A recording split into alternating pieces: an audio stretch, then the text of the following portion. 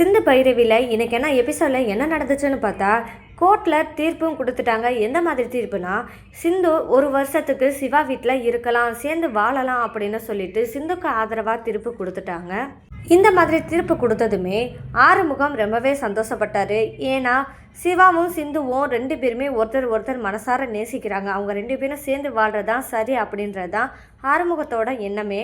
அதுபடியே இவங்க தீர்ப்பும் வந்துருச்சு அப்படின்றதுல ரொம்பவே சந்தோஷமாக இருக்காரு ஆறுமுகம். ஆனால் பைரவி என்ன பண்ணுறாங்கன்னா, சிந்துவை முழுக்க வெறுக்கிறாங்க. ஏன்னா தன்னோட வாழ்க்கை கெட்டு போகிறதுக்கு காரணமே இந்த சிந்து தான் அப்படின்றதுல அவங்க மாற்றமே இல்லாமல் கோபத்தை இன்னும் காமிச்சிட்ருக்காங்க.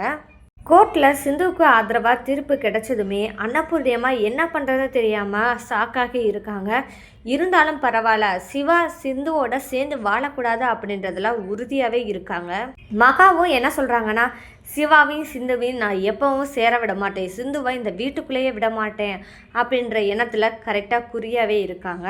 அதுபடியே என்ன செய்கிறாங்கன்னா, சிவாவை வம்படியாக இழுத்துட்டு வீட்டுக்கு கிளம்பி போயிடறாங்க. இன்றைக்கான எபிசோடில் ஆறுமுகம் ரொம்பவே சந்தோஷமாக இருக்கார். அது எதனால அப்படின்றத பைரவி என்ன பண்ணுறாங்கன்னா உள்ளே என்ட்ரி ஆகுறாங்க. என்ன இப்படி ஆடிட்டுருக்கீங்க அப்படின்னு சொல்லிட்டு ஆறுமுகத்தை பார்த்து கேட்க, இன்றைக்கி ஒரு விருந்தாளி வரப்போகிறாங்கல்ல அப்படின்னு சொல்லிட்டு ஆறுமுகம் சொல்கிறாரு. விருந்தாளியா, அது யார் அப்படின்னு சொல்லி பைரவி கேட்க, அப்போ தான் ஆறுமுகம் பதில் சொல்கிறாரு, நம்ம வீட்டுக்கு விருந்தாளியாக வரப்போகிறது யாருன்னா நம்ம சிந்து தான் வரப்போகிறா அப்படின்னு சொல்கிறாரு. சிந்து எப்படி வருவா? அன்னபூர்ணியத்தை இருக்கிற வரைக்கும் அவள் இந்த வீட்டை வாசலை கூட மிதிக்க முடியாது அப்படின்னு சொல்லிட்டு சொல்கிறாங்க பைரவி. இங்கே பாரு பைரவி, என்னதான் இருந்தாலும் அம்மா பண்ணுறது தப்பு. ஏன்னா சிந்து எவ்வளோ போய் சொல்லி சிவாவை கல்யாணம் பண்ணாலுமே இப்போ சிவா அதை மறந்து சிந்துவை ஏற்றுக்கணும் அப்படின்ற மனநிலையில் இருக்கும்போது சிவாவுக்காகவாது அம்மா மன்னிச்சு போகிறது தான் நல்லது. இப்போ இவங்க ரெண்டு பேரும் சேர்ந்து வாழ ஆரம்பிச்சிட்டாங்கன்னா நல்லது தானே பைரவி அப்படின்னு ஆறுமுகம் சொல்ல, பைரவிக்கு இன்னும் கோபம் அதிகமாகுது. பைரவி என்ன சொல்கிறாங்கன்னா, அவள் எப்படி வீட்டுக்குள்ளே வர்றா பார்ப்போம், ஏன்னா அன்னபூர்ணியை தான் இதுக்கு சம்மதிக்கவே மாட்டாங்க அப்படின்னு சொல்லிட்டு பைரவி சொல்கிறாங்க. சரி, கோர்ட்டோட முடிவை மாற்றவே முடியாதே பைரவி அப்படின்னு சொல்ல, என்ன பைரவி இன்னும் உனக்கு சிந்து மேலே இருக்கிற கோபம் போகலையா அப்படின்னு கேட்குறாரு ஆறுமுகம். அவன் மேலே இருக்கிற கோபம் என்னைக்கும் எனக்கு போகாது அப்படின்னு சொல்கிறாங்க பைரவி. இருந்தாலும் ஆறுமுகம், ஏன் பைரவி இவ்வளோ கோபமாக இருக்க? சிந்து சிவா கூட வாழ்கிறதுல உனக்கு விருப்பம் இல்லையா அப்படின்னு கேட்குறாங்க. அவங்க ரெண்டு பேரும் சேர்ந்து வாழ்கிறதுல எனக்கு பிரச்சனையே கிடையாது, ஆனால் என்னோட வாழ்க்கையை கெடுத்துட்டாலே அதுதான் எனக்கு பிரச்சனை அப்படின்னு சொல்லிட்டு பைரவி சொல்கிறாங்க. இந்த மாதிரி நடந்துக்கிட்டு இருக்க சமயத்தில் தான் சிந்து என்ன பண்ணுறாங்கன்னா, வீட்டுக்குள்ளே அடியெடுத்து வைக்கிறதுக்கு வலது காலை எடுத்து வைக்க போகிறாங்க. இதை பார்த்த அன்னபூர்ணி ரொம்பவே கோவப்படுறாங்க. நில்லு, என் வீட்டு வாசப்படியே நீ மிதிக்கக்கூடாது அப்படின்னு சொல்லிட்டு சொல்கிறாங்க. அப்படியே வீட்டை விட்டு வெளியே போயிரு அப்படின்னு அன்னபூர்ணி சொல்லவும், அந்த இடத்துல மகா என்ன சொல்கிறாங்கன்னா, இந்த வீட்டுக்குள்ளே வர்றதுக்கு உனக்கு எவ்வளோ தைரியம் இருக்கணும் அப்படின்னு சொல்லிட்டு பலாருன்னு அற விடுறதுக்காக கையை ஓங்குறாங்க மகா. ஆனால் சிந்து தைரியமாக ஃபேஸ் பண்ணுறாங்க மகாவை. அதுக்கப்புறம் அன்னபூர்ணியம்மா இப்படி பேசுனதுக்கு சிந்து என்ன பதில் சொல்கிறாங்கன்னா, அத்தை, என்னைய வெட்டி வேணால் போடுங்க, என்னை வீட்டை விட்டு வெளியே போக சொல்லாதீங்க அப்படின்னு சொல்லிட்டு சொல்கிறாங்க சிந்து. உங்களுடைய சம்மதம் இல்லாமல் கண்டிப்பாக இந்த வீட்டுக்குள்ளே நான் வரமாட்டேன், நீங்கள் எப்போ சம்மதிக்கிறீங்களோ அது வரையே நான் காத்துக்கிட்டு இருக்கேன், நான் இங்கேயே தான் நிற்பேன் அப்படின்னு சொல்லி சிந்து சொல்லிடுறாங்க.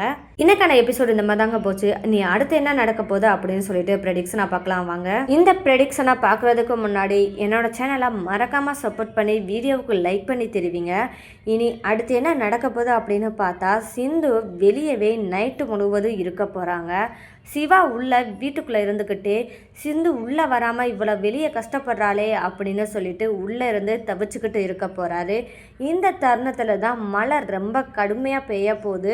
பாவம் சிந்து சொன்ன வார்த்தையை காப்பாற்றுறவ தானே. அதனால என்ன பண்ணுறாங்கன்னா, தன்னோட அத்தை கூப்பிட வரணும் அப்படின்றதுக்காக மழையிலேயே நனைஞ்சுக்கிட்டு குளிரால் நடுங்கிட்டு இருக்க போகிறாங்க. அந்த இடத்துல சிந்து எவ்வளோதான் போய் சொல்லி கல்யாணம் பண்ணிட்டு வந்தாலும் தன்னோட காதல் உண்மையானது அப்படின்றத நிரூபிக்கிற வகையில் தான் வெளியே நின்றே சாதிக்கிறாங்க. ஏன்னா சிவா கூட வாழணும், அவர் இல்லாத வாழ்க்கை எனக்கு இல்லை அப்படின்ற ஒரு காரணத்தை வச்சு வெளியே அவ்வளோ தூரம் கஷ்டப்படுறாங்க. இதை உணர்ந்த சிவா என்ன நினைக்கிறாங்கன்னா, என் மேலே வச்ச காதலுக்காக நீ இவ்வளோ தூரம் கஷ்டப்படுவேன்னு நினச்சி கூட பார்க்கல சிந்து, என்னை மன்னிச்சிரு சிந்து. நீ வேணும்னு சொல்லிட்டு என்னால் பெரியம்மா மீறி எதுவுமே பேச முடியலை. என்னோட முடிவு இதுதான் பெரியம்மா. நான் சிந்துவோட தான் வாழுவேன் அப்படின்னு தைரியமாக பேசுகிறது கூட என்னால் முடியல சிந்து. ஆனால் உன்னோட இந்த அன்பு கிடைக்கிறதுக்கு நான் ரொம்பவே கொடுத்து வச்சுருக்கணும் அப்படின்னு சொல்லிட்டு ரொம்பவே ஃபீல் பண்ணி அழுதுகிட்டு இருக்க போகிறாரு. சிந்து இந்த மாதிரி வெளியே மழையில் நனைஞ்சு கஷ்டப்படுறாளே அப்படின்னு சொல்லிட்டு ரொம்பவே ஃபீல் பண்ணுறாரு ஆறுமுகம். எப்படியாவது அம்மா கிட்ட பேசணும் அப்படின்றத நினச்சி போய் ஆறுமுகம் அன்னபூரணிகிட்ட பேசுகிறாங்க. அப்போ அன்னபூரணியும் என்ன பண்ணுறாங்கன்னா சிந்து மழையில் நனைஞ்சு கஷ்டப்படுறத பார்த்துக்கிட்டு இருக்காங்க. பார்த்து ரொம்பவே வருத்தமடைஞ்சுக்கிட்டு இருக்காங்க. அப்போ தான் ஆறுமுகம், என்னம்மா இப்படி இருக்கீங்க? அவள் ஒரு பொண்ணு, இத்தனைக்கும் உங்கள் அன்னை பொண்ணு வேற, இவ்வளோ தூரத்துக்கு வெளியே இருந்து கஷ்டப்பட விட்டுக்கிட்டு இருக்கீங்களேம்மா, இந்த மாதிரி ஆறுமுகம் சொல்கிறாரு. அது மட்டும் இல்லாமல் என்ன சொல்கிறாருன்னா, அம்மா அவளை உங்கள் அண்ணன் பொண்ணு சிவாவோட பொண்டாட்டி அப்படின்றது கூட இல்லாமல் ஒரு மனசி நம்மளை வீட்டை தேடி வந்தவங்க அப்படின்னு நினச்சாவது வீட்டுக்குள்ளே வர வைங்கம்மா அப்படின்னு சொல்லிட்டு ஆறுமுகம் சொல்ல போகிறாரு. அப்போ அன்னபூர்ணி என்ன சொல்கிறாங்கன்னா, இங்கே பாரு ஆறுமுகம், நான் போய் கூப்பிட முடியாது. நான் சொன்ன வார்த்தை சொன்னதான். சிவாவுக்கு மனைவியாக நான் வீட்டுக்குள்ளே வான்னு நான் என்றைக்கும் கூப்பிட மாட்டேன்.